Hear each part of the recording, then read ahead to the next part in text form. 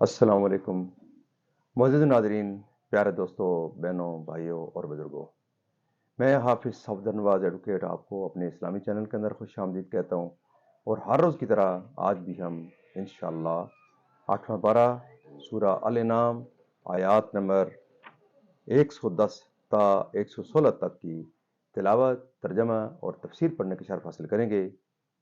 تلاوت شروع کرنے سے پہلے ہم درود شریف پڑھتے ہیں، آپ بھی میرے ساتھ پڑھیں۔ اللهم صل على محمد وعلى آل محمد كما صليت على إبراهيم وعلى آل إبراهيم إنك حميد مجيد. اللهم بارك على محمد وعلى آل محمد كما باركت على إبراهيم وعلى آل إبراهيم إنك حميد مجيد. أما بعد فأعوذ بالله من الشيطان الرجيم. بسم الله الرحمن الرحيم. ولو أننا نزلنا إليهم الملائكة وكلمهم الموتى وحشرنا عليهم كل شيء قبولا ما كانوا ليؤمنوا إلا أن يشاء الله ولكن أكثرهم يجهلون. وكذلك جعلنا لكل نبي عدوا شياطين الإنس والجن يوحي بعضهم إلى بعض زخرف القول غرورا. ولو شاء ربك ما فعلوه فذرهم وما يفترون. ولتصغى إليه أفئدة الذين لا يؤمنون بالآخرة وليرضوه وليقترفوا ما هم مقترفون. أفغير الله يبتغي حكما وهو الذي أنزل إليكم الكتاب مفصلا والذين آتيناهم الكتاب يعلمون أنه منزل من ربك فلا تكونن من الممترين. وتمت كلمة ربك صدقا وعدلا لا مبدل لكلماته وهو السميع العليم.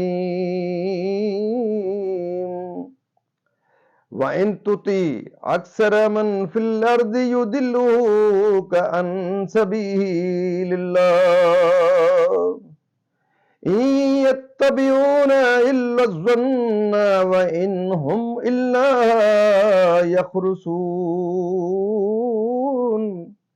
إن ربك هو أعلم من يضل عن سبيله وهو أعلم بالمهتدين. صدق اللہ العظیم. ترجمہ: اور اگر ہم ان کی طرف فرشتے اتارتے اور ان سے مردے باتیں کرتے اور ہم ہر چیز ان کے سامنے اٹھا لیتے جب بھی وہ ایمان لانے والے نہ تھے، مگر یہ کہ خدا چاہتا، لیکن ان میں بہت نرے جاہل ہیں، اور اسی طرح ہم نے ہر نبی کے دشمن کیے ہیں آدمیوں اور جنوں میں کے شیطان، کہ ان میں ایک دوسرے پر خفیہ ڈالتے ہیں بناوٹ کی بات دھوکے کو، اور تمہارا رب چاہتا تو وہ ایسا نہ کرتے، تو انہیں ان کی بناوٹوں پر چھوڑ دو، اور اس لیے کہ اس کی طرف ان کے دل جھکیں جنہیں آخرت پر ایمان نہیں، اور اسے پسند کریں اور گناہ کمائیں جو انہیں کمانا ہے. تو کیا اللہ کے سوا میں کسی اور کا فیصلہ چاہوں اور وہی ہے جس نے تمہاری طرف مفصل کتاب اتاری اور جن کو ہم نے کتاب دی وہ جانتے ہیں کہ یہ تیرے رب کی طرف سے سچ اترا ہے۔ تو اے سننے والے تو ہرگز شک والوں میں نہ ہو، اور پوری ہے تیرے رب کی بات سچ اور انصاف میں، اس کی باتوں کا کوئی بدلنے والا نہیں، اور وہی ہے سنتا جانتا۔ اور اے سننے والے زمین میں اکثر وہ ہیں کہ تو ان کے کہے پر چلے تو تجھے اللہ کی راہ سے بہکا دیں، وہ صرف گمان کے پیچھے ہیں اور نری اٹکلیں یعنی کہ فضول اندازے دوڑاتے ہیں۔ تیرا رب خوب جانتا ہے کہ کون بہکا اس کی راہ سے، اور وہ خوب جانتا ہے ہدایت والوں کو۔ مزید ناظرین، یہاں تک اس کا ترجمہ اختتام پذیر ہوتا ہے، اب اس کی تفسیر۔ ابن جریر کا قول ہے کہ یہ آیت استہزاء کرنے والے قریش کی شان میں نازل ہوئی۔ انہوں نے سید عالم صلی اللہ علیہ وسلم سے کہا تھا کہ اے محمد صلی اللہ علیہ وسلم، آپ ہمارے مردوں کو اٹھا لائیے، ہم ان سے دریافت کر لیں کہ آپ جو فرماتے ہیں یہ حق ہے یا نہیں، اور ہمیں فرشتے دکھائیے جو آپ کے رسول ہونے کی گواہی دیں، یا اللہ کو اور فرشتوں کو ہمارے سامنے لائیے۔ اس کے جواب میں یہ آیت کریمہ نازل ہوئی۔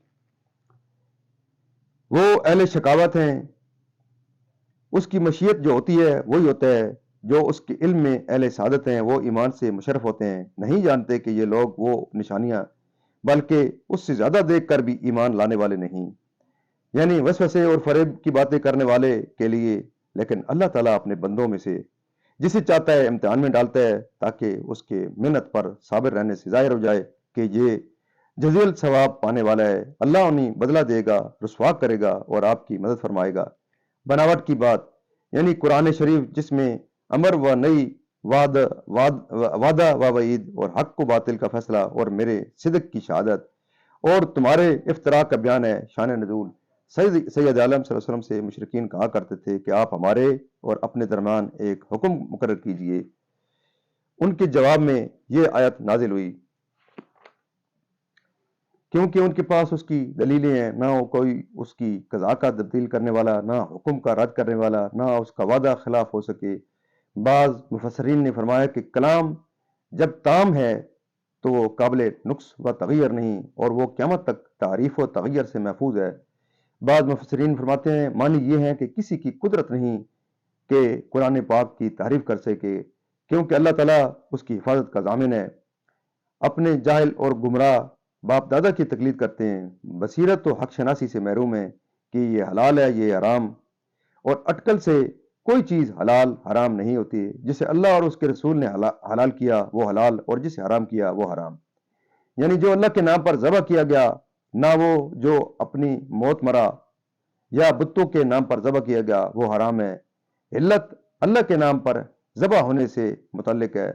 یہ مشرکین کے اس اعتراض کا جواب ہے کہ جو انہوں نے مسلمانوں پر کیا تھا کہ تم اپنا قتل کیا ہوا تو کھاتے ہو، اور اللہ کا مارا ہوا یعنی جو اپنی موت مرے اس کو حرام جانتے ہو، ذبیحہ۔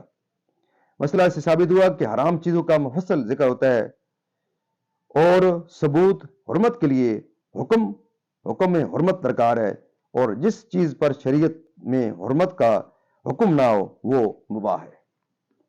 مزید ناظرین، اللہ تعالیٰ کے فضل و کرم سے یہاں تک آج کی تفسیر بھی اختتام پذیر ہوتی ہے۔